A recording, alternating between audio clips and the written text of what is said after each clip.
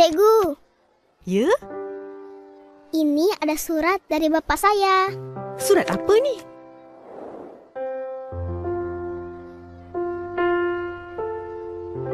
Oh, bapa kamu sudah tamat kerja di sini.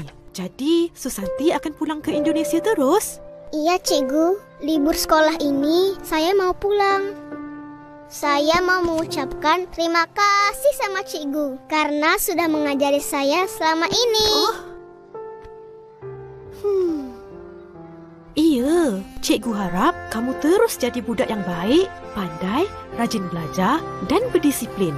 Jangan lupa Cikgu dengan kawan-kawan tahu. Cikgu dan teman-teman selalu di hati saya. Kawan-kawan kamu dah tahu ke? Belum, nanti saya beritahu. Mesti kawan-kawan rindu nanti. Iya, saya juga. Susanti takkan balik sini lagi.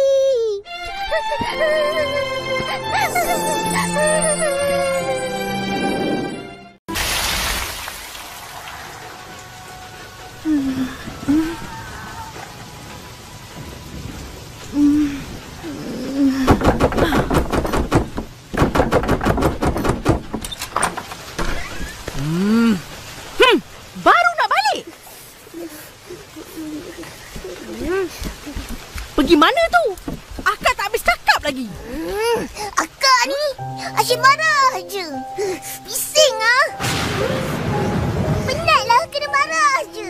Kalau ada abang, mesti dia tak marah. Macam Abang Is, baik je main dengan kita.